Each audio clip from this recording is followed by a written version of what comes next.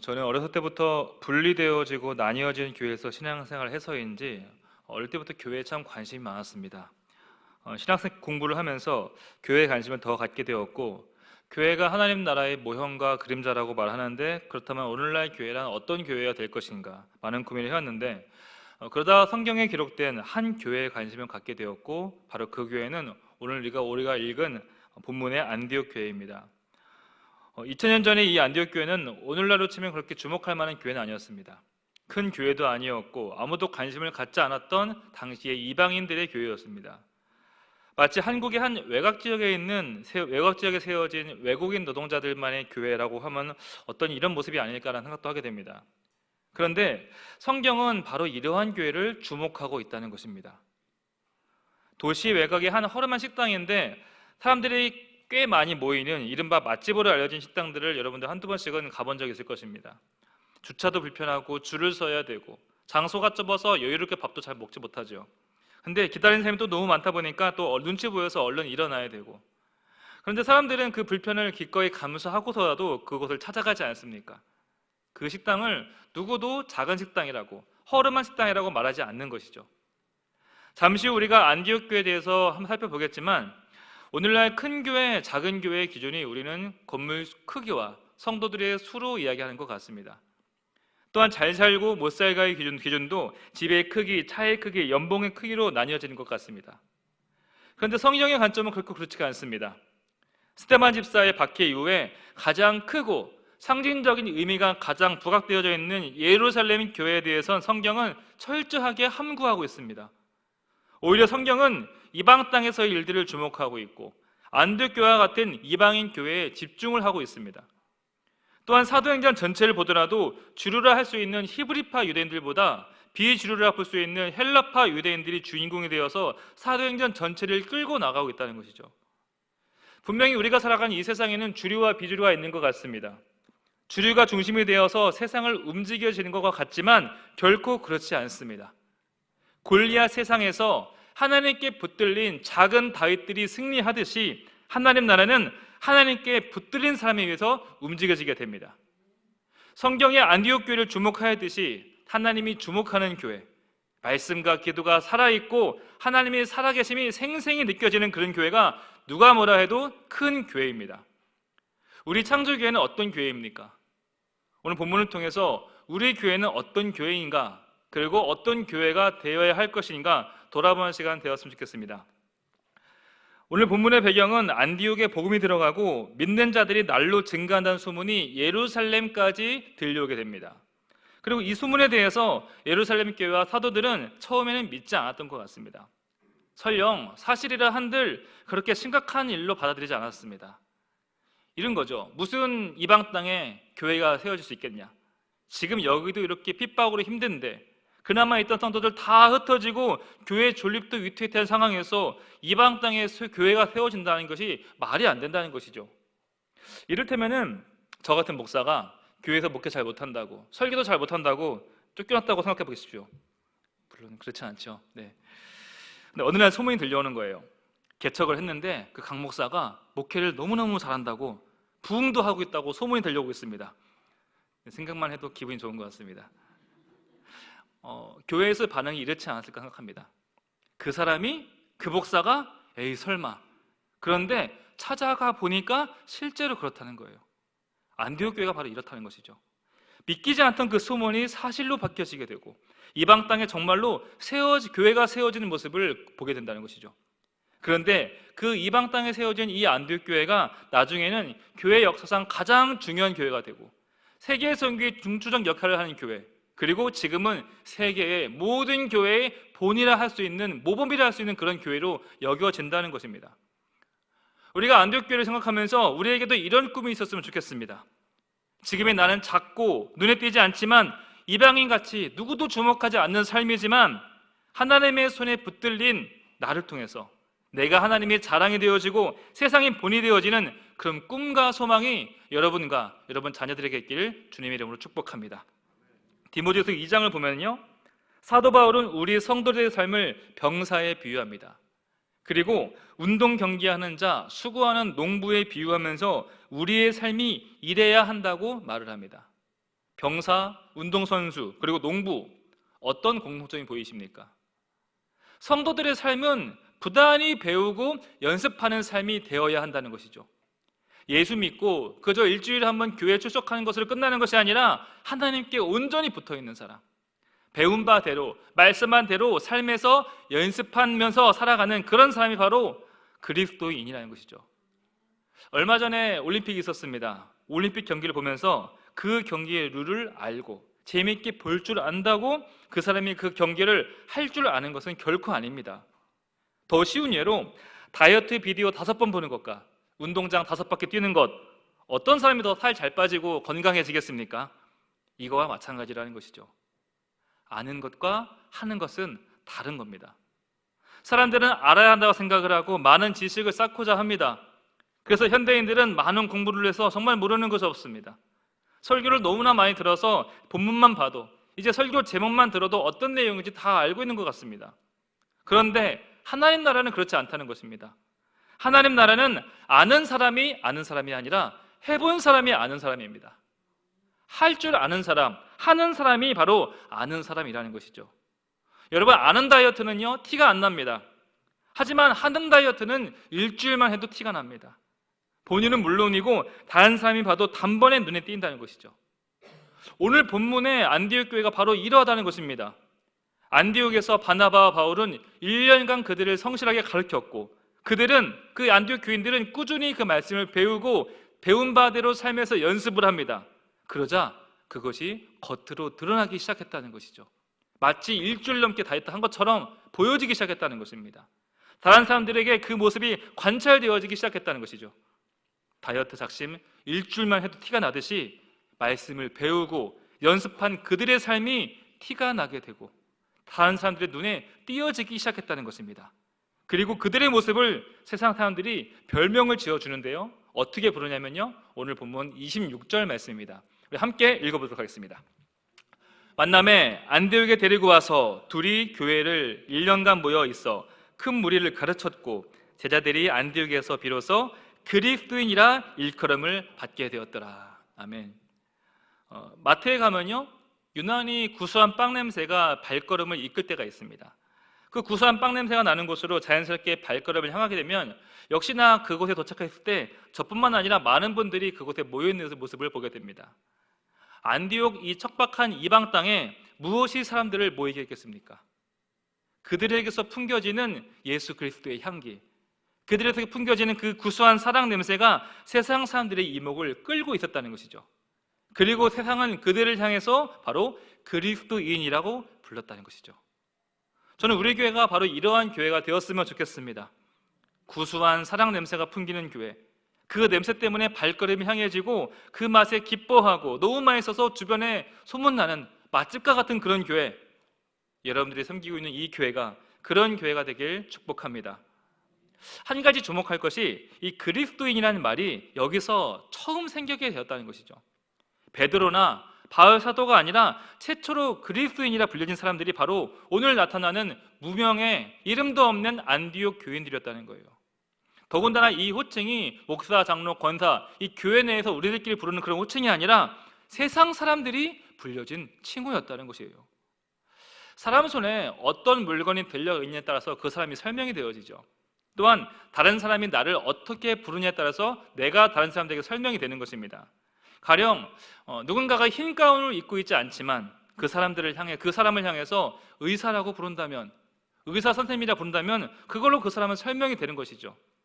제가 여러분 유부남 티 안 내려고 옷도 젊게 입고 얼굴도 예쁘게 하고 몸매도 잘 관리해가지고 이렇게 있는데 아이들이 뛰어오면서 저를 향해서 아빠라고 부르는 순간 어떻게 됩니까? 저는 그걸로 유부남으로 설명이 되어지고 아빠로 설명되는 것입니다. 방금 읽은 26절이 그런 거예요. 세상 사람들이 안디옥 사람들을 향해서 뭐라고 부릅니까? 그리스도인이라고 불렀다는 거예요.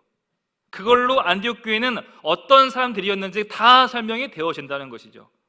여러분, 우리의 호칭이 무엇이 되어야 되겠습니까? 직장에서, 가정에서, 이웃에게서 예수쟁이로 불려지길 축복합니다.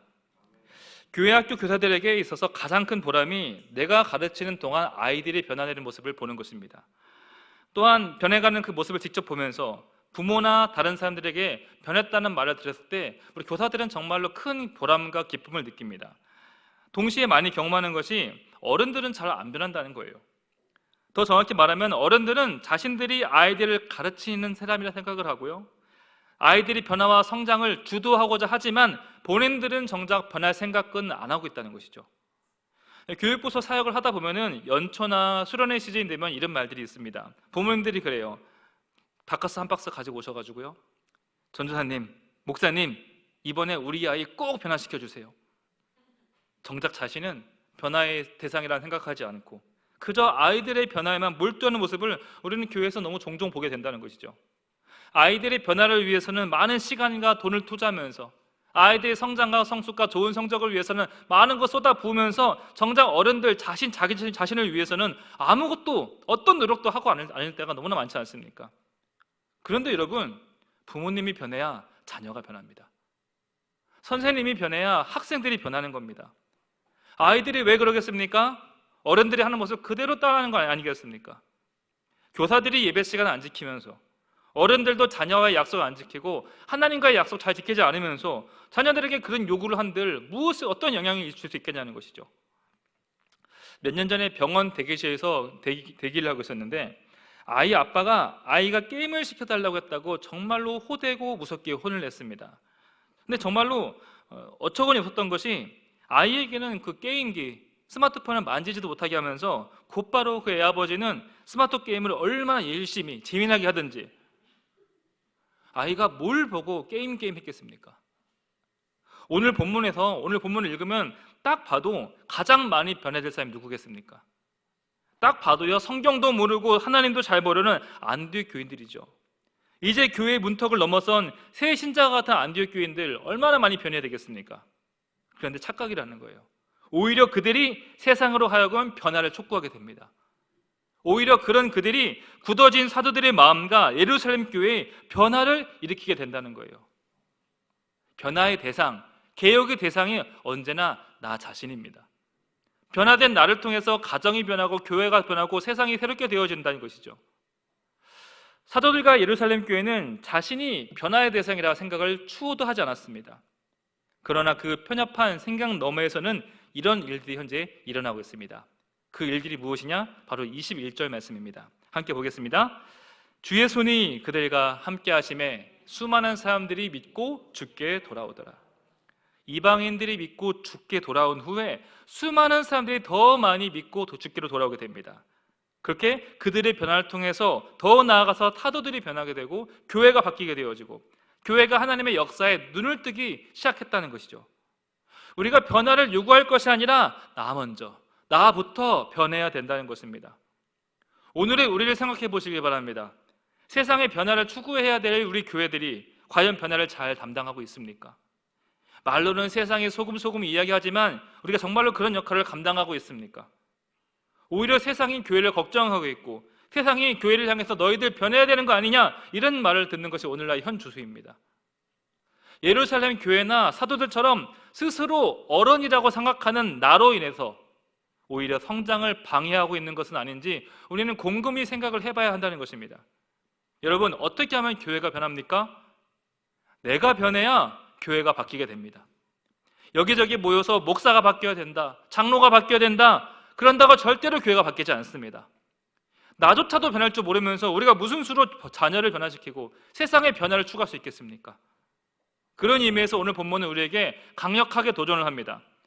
우리 같이 믿는 사람들이 내 생각이 아닌 하나님의 말씀에 이끌려 살아간다면, 배운 바대로 연습하며 살아가며 스스로 변화를 추구할 때 우리는 변화를 추구하는 교회가 될 것이며 세상이 주목하는 교회가 될 것입니다.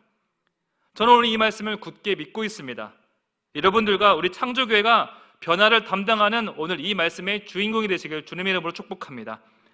우리가 성경을 보면서 또한 설교를 들으면서 나 이 내용 알아, 이것이 아니라 나의 이야기, 우리의 이야기가 되어야 한다는 것입니다.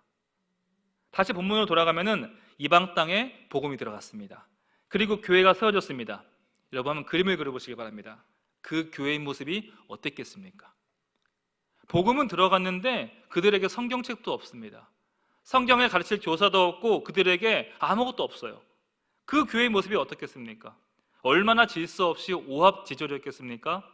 서로들 자기들의 신앙이 맞다고 말하고, 저마다 자기가 경험한 하나님이 진짜 하나님이라 말을 하고, 나는 방언도 할 줄 안다, 환상도 보았다, 여기서는 너만 봤냐, 나도 봤다. 정말로 지도자가 없는 교회, 성경도 없고 상상만 해도 답답함이 밀려오지 않습니까? 물론 뭐 다 갖췄다고 해서 문제가 없진 않습니다. 오늘날 잘 배운 목사들, 잘 배운 장로들, 성경책을 저마다 다 갖고 있지만 얼마나 문제가 많이 있습니까? 이렇게 많이 배우고 전문적으로 훈련된 오늘날 교회도 이렇게 문제가 많은데, 하물며 전혀 배움이 없는 여지껏 이방신들만 섬겨왔던 그들이 이제 막 예수를 믿게 되었는데 교회가 얼마나 엉망진창이었겠냐는 것이죠. 우리가 이런 배경을 가지고서 우리 22절 말씀 함께 읽어보도록 하겠습니다. 시작. 예루살렘 교회가 이 사람들의 소문을 듣고 바나바를 안디옥까지 보내니, 안디옥에 복음이 들어갔다는 소식을 듣고 예루살렘 교회는 급하게 바나바를 그곳에 파송합니다. 그런데 전혀 교회 같지 않을 것 같은 그 교회, 전혀 교인들과 같지 않을 것 같은 그 교인들에게서 바나바가 무엇을 받냐면요, 23절 말씀이에요. 함께 보겠습니다. 그가 이르러 하나님의 은혜를 보고 기뻐하여 모든 사람에게 굳건한 마음으로 주와 함께 머물러 있으라 권하니. 여러분, 바나바가 무엇을 봅니까? 하나님의 은혜를 받는 거예요. 이건 볼 것도 없이 엉망인데 바나바는 그들에게서 하나님의 은혜를 받다고 이야기한다는 거예요. 그럼 여기서 말하는 하나님의 은혜가 뭐냐면요, 그것은 바로 하나님의 일하심입니다. 여러분 다 같이 한번 저를 따라해 보겠습니다. 은혜란 하나님의 일하심이다. 이 한 문장을 오늘 기억하셔야 됩니다. 여러분, 하나님의 은혜란 하나님의 일하심입니다. 그런데 이 하나님의 은혜라는 것이, 일하심이라는 것이 홍해가 갈라지는 것처럼 딱 보이면 좋은데 꼭 그렇지가 않다는 것이죠. 요즘 작은 교회에서요, 큰 교회로 이동하신 분들 참 많습니다. 큰 예배당, 멋진 설교, 세련된 음악들, 그 자리에 앉아 있는 것만으로 은혜가 된다고 우리 생각을 하죠. 성도 입장에서는 마치 대형마트처럼 다 갖춰진 그런 교회를 많이 선호하는 것 같습니다. 그런데 여러분, 큰 교회에서 섬기시는 목사님들 하나같이 이런 말을 합니다. 은혜가 없대요. 사람 생각대로 움직여지는 것 같고 시스템이 움직여지고 돈과 사람이 바삐 움직여지는데 이게 내가 일하는 건지 하나님이 일하는 건지 분간이 안 된다는 것이죠. 대형으로 조직화되어져 있고 넉넉한 자금으로 운영되는 그곳에서 하나님의 일하심을 찾는다는 것이 여간 어려운 것이 아니라는 거예요. 심지어 하는 말이 영성이, 심령이 자꾸 메말라 간다고 이야기를 합니다. 반면에 큰 교회에 있다가 작은 교회로 이동하신 분들도 계십니다. 목회자든 성도든 큰 곳에서 작은 곳으로 옮기는 거 정말 쉽지는 않습니다. 예배당은 작죠. 어둡습니다. 여름엔 덥고 겨울엔 춥고 찬양단은 단촐합니다. 악기 반주할 사람이 없어서 그냥 목소리로만 찬양할 때가 정말 많습니다. 은혜는 관두고 모든 것이 부족하니까 다 부담으로 다가온다는 것이죠. 성도는 성도대로 힘들고 목회자는 목회자대로 힘들고, 목회자들도 그렇죠. 기회만 되면 큰 곳 갖고 싶어야지 할 일 많고 생활조차 안 되는 작은 곳에서 굳이 힘들게 있고 싶어 안 하는 것이 솔직한 사람의 심정이 있겠죠. 그런데 여러분, 왜 부족하고 은혜가 안 된다고 생각하는 작은 교회들이 없어지지 않고 있습니까? 그곳에서는요, 하나님의 은혜가 보인다는 거예요. 여러분, 작은 교회에서는 하나님의 은혜가 생생하게 너무나 잘 보입니다. 늘 부족하고 늘 아등아등 움직이는데 여기서는요, 하나님의 일하심이 너무나 생생하게 목격이 되어진다는 거예요. 근데 많은 분들이 오해하는 것이 하나님의 은혜와 감동이 크고 화려한 곳에 있다고 착각을 합니다. 마치 이런 것 같습니다. 사도들이 왜 안디옥에 복음이 들어가는 것을 믿지 않았겠습니까? 예루살렘 교회가 왜 이방인 교회를 못마땅하게 여겼겠습니까? 베드로는 왜 이방인 고넬료에게 그렇게 안 가려고 했겠습니까? 복음이 예루살렘 밖으로 벗어나는 게 싫었던 것이죠. 솔직히 이방 땅 복음이 들어가고 교회가 세워지는 것이 용납할 수가 없었다는 거예요. 오늘날 우리가 교회가 커야 하나님의 은혜가 더 있다는 착각, 웅장하고 화려하고 뭔가 번듯해야 은혜가 있는 더 예배라고 생각하는 그런 착각들, 큰 교회에서 하는 건 다 따라해야 된다는 그런 어리석은 착각이 우리가 하나님의 일하심을 보지 못하도록 무디게 한다는 것입니다. 교회에 왔으면 하나님이 얘기를 해야지, 하나님 얘기할 것이 아니라 이건 이게 문제다, 저건 저게 문제다 지적만 하다가 진짜 하나님의 역사, 진짜 하나님의 일하심을 보지 못하고 돌아간다는 거예요. 제가 박식한 것도 아니고 아시다시피 설교에 능한 사람도 아닙니다. 그런데 종종 어떤 설교를 들을 때면 은혜는커녕 우라통이 치밀을 때가 있습니다. 철없는 전도사일 때 얘기해요. 목사님이 설교하시는데 아니 이렇게 설교하시면 안 되는데 어떻게 성경을 펴시고 저렇게 설교하실 수 있을까? 정말로 자리를 박차고 나가고 싶었던 게 한두 번이 아니었습니다. 이미 눈치채겼지만 그의 마음 가운데 슬슬 교만이 찾아온 거죠. 그런데 하루는 어떤 성도님이 그 목사님의 설교를 듣고 은혜 받았다고 너무나 좋아하시는 거예요. 그 말을 설교하신 그 목사님한테 인사로 하시면 너무 좋았을 텐데 그 목사님도 용기가 없고 좋았겠어요. 그런데 그게 아니라 저에게 와서 그 얘기를 하시는 거예요. 나는 매주마다 마음 다잡고 겨우 예배 드리고 있는데, 나는 이게 예배인지 의무적인 참석인지 분간이 안 될 정도로 힘겹게 앉아 있는데 그분은 은혜를 받다는 것이죠. 머리가 띵했습니다. 그때부터 제 마음이 무너지기 시작하는데 그때 하나님께서 주신 깨달음의 말씀이 바로 오늘 말씀입니다. 하나님께서는요, 제 눈에, 제 귀에 부족해 보이는 도무지 은혜가 안 될 것 같은 그 설교를 통해서도 얼마든지 하나님 사람들에게 은혜를 베푸신다는 것이죠. 하나님께서는 그 부족함으로도 능히 일하시는 하나님이시라는 것입니다. 그리고 또 하나의 질문이 들어왔습니다. 하나님께 있어서 설교자가 중요한가? 그 예배에 참석한 성도들이 중요한가? 여러분, 누가 중요합니까? 물론 둘 다 중요하겠죠. 근데 여러분, 설교자의 역할이 있고 성경을 열심히 파내야 되는 그 역할이 있지만 하나님 입장에서는요, 그 설교를 듣고 은혜를 받아야 되는, 그 설교를 듣고 일주일 동안 힘겹게 위로와 용기와 소망을 가지고 살아야 되는 그 성도들이 하나님께서 훨씬 더 중요하다는 것입니다. 그래서 때론 잘 준비되어 있지 않은 설교를 통해서도, 때론 설교자의 실수가 있다 하더라도 어떻게든 은혜를 주시고자 하시는 하나님의 열심, 하나님의 일하심이 이게 보이기 시작한다는 거예요. 하나님께서는요, 우리를 위해서라면 성경 해석의 오류는 얼마든지 용납하십니다. 누구는 이 설교는 이게 문제고 저 설교는 저가 문제고 설교자의 실수가 여러 가지 그런 거 지적하고 있을 때 하나님께서는 그때 그 시간에 그 설교를 통해서, 그 설교자를 통해서 누군가에게 위로와 은혜를 주시고자 끊임없이 일하고 계신다는 것이죠. 여러분, 하나님의 은혜가 뭐라고 했습니까? 은혜는요, 하나님의 일하심이에요. 자신의 생각과 욕심에 감춰진 사람들, 내 생각으로 가득 찬 사람들은 하나님의 이러한 일하심 보지 못합니다. 그런데 하나님의 은혜를 볼 줄 아는 사람은 내 생각대로, 내 계획대로 일이 진행되지 않더라 하더라도요, 하나님이 이렇게도 일하시는구나, 이게 보이기 시작한다는 거예요. 사랑하는 성도 여러분, 우리의 생각과 상관없이 하나님은 여전히 일하고 계십니다.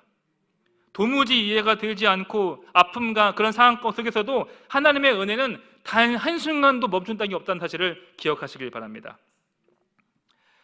이해가 안 되는 일이 참 많습니다. 왜 예수님은 능력 있고 똑똑한 자들이 아닌 배움이 없는 사람들을 제자 삼으셨을까? 왜 예수님은 제자가 스승을 찾아와서 저를 제자 삼아주세요, 이게 맞는 건데 오히려 거꾸로 예수님이 찾아다니시면서 와서 내 제자하렴, 이해가 안 된다는 거예요. 누가 뭐라 해도 이런 큰 선교 사역은 예루살렘 교회가 해야 되는데 가장 능력 있다는 사람 다 모여있는 예루살렘 교회는 한 게 없습니다. 오히려 성경에 이름조차 없는 무명의 안디옥 교회가 이 선교 사명을 감당하고 있다는 것이죠. 또한 사도행전의 거의 대부분을 박해자 바울이 쓰여지고 있고 헬라파 유대인들과 이방인들을 위해서 찾고 있는 것이 여러분 이해가 안 된다는 겁니다. 어디 그뿐이겠습니까? 하나님이 여러분들을 왜 사랑하십니까? 하나님이 나를 위해서, 여러분들을 위해서 왜 십자가에 달리셨습니까? 우리 상식으로는 이해가 안 된다는 거예요. 그래서 이거를 하나님의 은혜의 관점으로 봐야 한다는 겁니다. 하나님의 일하심의 관점을 보면 그때부터 성경을 펼 때 은혜가 보이기 시작한다는 거예요. 바나바는요, 그걸 볼 줄 아는 사람이었다는 거예요. 다시 한번 우리 23절 말씀 다시 한번 읽어보도록 하겠습니다. 자, 시작.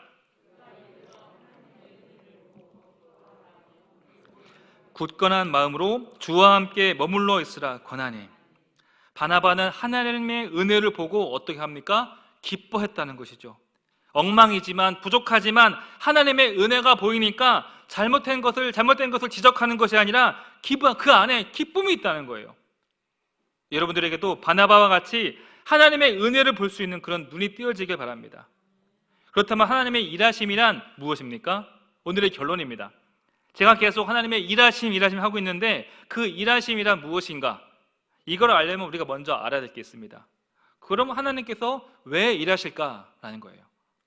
왜 하나님께서는 세상을 창조하셨을까? 왜 하나님께서는 그렇게 심혈을 기울여 만드신 이 세상을 창조하시고 그 피조물에 불과한 우리에게 이 세상을 넘겨주셨을까? 왜 하나님이 인간이 되시기를 작정하셨을까? 왜 인간을 위해서 하나님께서 하나님의 시기를 멈추시고 십자가에 달리신 것일까?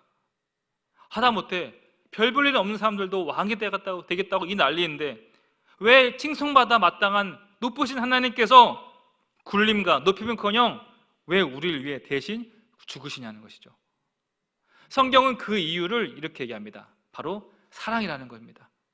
하나님이 세상을 이처럼 사랑하사, 바로 사랑 때문이라는 거예요. 여러분 사랑해 보셨습니까?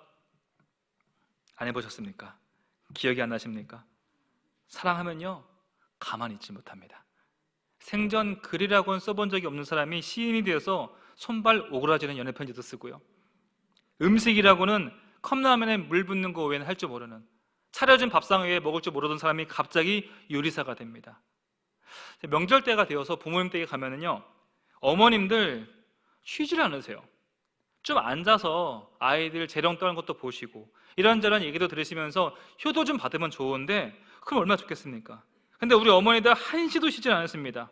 계속 뭔가를 꺼내시고 계속 뭔가를 차리시고 계속 뭔가 또 끓이시고 또 차리시고 이해가 안 된다는 거예요. 어머님들 대체 왜 그러십니까? 사랑이죠. 그 사랑이 쉼 없이 일하게 만든다는 것이죠. 사랑하면요 가만히 있지 못한다는 거예요. 그렇다면 처음 했던 질문입니다. 하나님께서 왜 일하시는가? 하나님이 일하심이란 무엇인가? 사랑 때문에 가만히 있지 못하시는 하나님의 열심, 사랑 때문에 잠시도 가만히 있지 못하시고 쉼없이 움직이시는 그 하나님의 일하심, 그것이 바로 하나님의 은혜라는 것입니다. 그래서 은혜란 우리를 너무나 사랑하셔서 내 자식 죽는 걸 도저히 볼 수 없어서, 내 자식 고생하는 걸 도저히 볼 수 없어서 대신 십자가에 달리신 그 하나님의 열심, 이것이 바로 하나님의 은혜라는 것입니다. 우리가 이걸 볼 줄 알아야 된다는 거예요. 오합지졸과 같은 질서 없는 안디옥 교회였지만 바나바 눈에는 이 하나님의 일하심이 생생하게 보여졌다는 것입니다. 말씀 마무리하겠습니다. 많은 질문을 받습니다. 내가 무엇을 해야 될까요? 날 향하신 하나님의 그 뜻이 무엇일까요? 당시 그 누구도 이방인들에게 복음 전할 생각을 하지 못했습니다. 당시 그 누구도 이방인들이 무엇을 할 수 있을 거라 기대조차 하지 않았습니다. 하지만 하나님은 그 누구도 예상하지 못한 그들을 사용하셨고 그들을 사랑하셨고 그들을 향한 선하신 뜻을 가지고 있었습니다. 그리고 바나바는 그 질서 없는 무리들 속에서 부흥의 불씨를 보고 하나님의 일하심을 보게 됩니다. 오늘 성경으로 보건대 여러분들을 향한 하나님의 계획 없을 리가 없습니다. 내가 볼 땐 당장 안 보이고 답답해 보이지만 하나님이 이미 나를 위해 예비하신 선하신 뜻이 있음을 반드시 믿으시길 바랍니다. 또한 나는 안 보이지만 이 고난, 이 아픔, 이 상황 도무지 모르겠지만 바나바와 같은 누군가가 보기에는 여러분들에게서 하나님의 은혜가 너무나 선명하게 보여진다는 사실을 기억하시길 바랍니다. 오직 주께서 우리를 쓰시겠다 하실 때에 아멘으로 순종하는 여러분 되시길 주님의 이름으로 축복합니다. 이 시간 말씀을 기억하시면서 함께 기도하겠습니다. 하나님 아버지, 우리의 믿음의 지경을 넓혀 주시옵소서. 아는 믿음에서 벗어나서 하는 믿음으로 할 줄 아는 믿음의 사람 되게 하여 주시길 함께 기도하겠습니다. 그리고 한 번 더 기도하실 때 우리가 하나님의 은혜를 볼 수 있도록, 하나님의 일하심을 볼 수 있도록, 광야의 길을 내고 사막의 강을 내는 그 하나님의 손길을 볼 수 있는 눈을 뜨게 해달라고 함께 기도하며 나아가도록 하겠습니다. 하나님 아버지, 우리 믿음의 지경을 넓혀 주시옵소서. 우리가 그저 머릿속으로만 아는 지식에서 벗어나게 하여 주시옵시고, 아는 믿음에서 벗어나 할 줄 아는 믿음의 사람, 하는 믿음의 사람이 되게 하여 주시옵시고, 또한 말씀의 새처럼 배운 바대로 연습하며 실천하는 삶을 통해서 나부터 변화될 줄 아는 그런 믿음의 삶이 살아갈 수 있도록 함께 도와주시옵소서. 아버지, 눈을 뜨게 하여 주시옵소서. 주님의 은혜를 보게 하여 주시옵소서. 하나님의 일하심을 보게 하여 주시옵소서. 광야에서 길을 내시고 사막에 강을 내시는 하나님의 놀라우시고 크고 놀라우신 일을 보게 하여 주시옵시고, 우리가 눈을 떠서 주님의 일하심을 보며 우리의 지식과 생각 너머에 있는 일하시는 아버지 하나님의 그 교기한 손길을 보며 살아가는 우리 모두가 되게 하여 주시옵소서.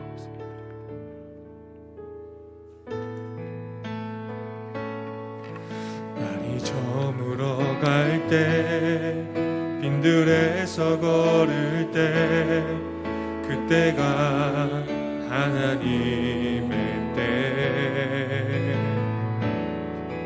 내 힘으론 안 될 때, 빈손으로 걸을 때, 내가 고백해 여호와 이래. 주가 일하시네, 주가 일하시네. 주께 아끼지 않는 자에게. 주가 일하시네, 주가 일하시네.